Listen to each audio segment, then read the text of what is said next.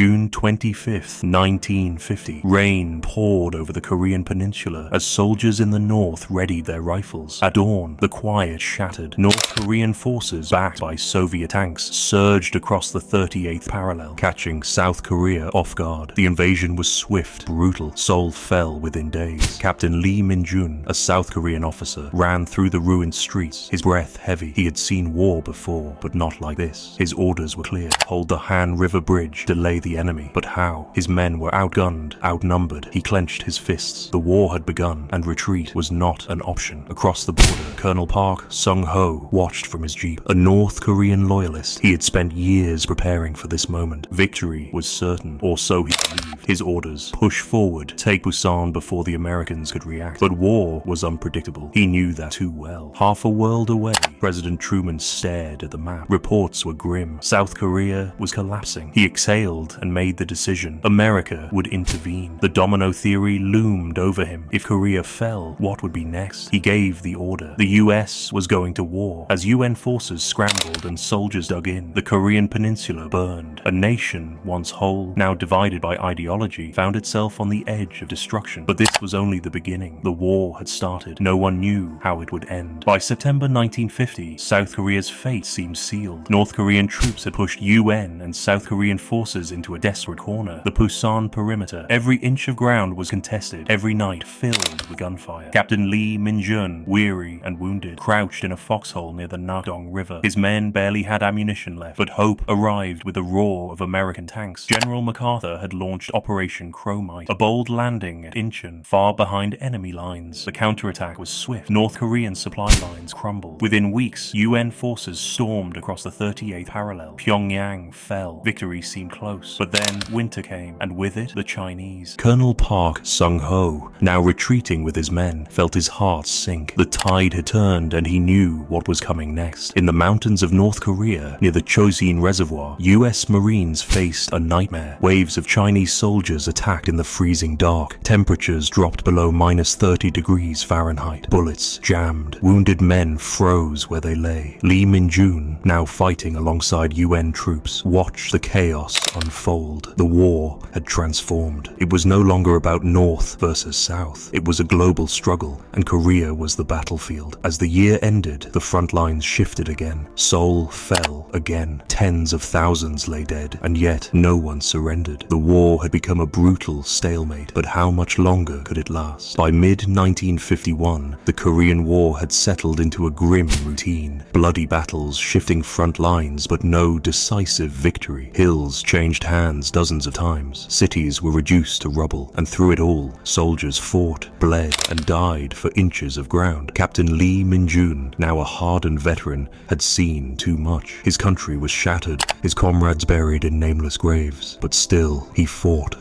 Still, he hoped. In the trenches near the 38th parallel, he and his men held their positions against wave after wave of Chinese and North Korean attacks. Colonel Park Sung-ho had changed too. He no longer believed in an easy victory. His forces, once triumphant, were now exhausted. Supplies ran thin, yet his orders remained the same: fight until the end. He had no choice. Far from the battlefield, diplomats in Washington, Beijing, and Moscow debated. Peace talks began in 1951, but dragged on for 2 long years. Neither side wanted to admit defeat. Neither side wanted to give up land. So the war raged on. Then, on July 27th, 1953, the guns fell silent. An armistice was signed. The war was over, or at least the fighting was. But there was no celebration, no victory parade. Korea remained divided, scarred, and uncertain of its future. Lee Min-jun stood near the newly drawn demilitarized zone, staring north. He had survived, but for what? His home was still split in two. Colonel Park Sung-ho watched from the other side. He too had survived, but in his heart, he knew this war was not truly over.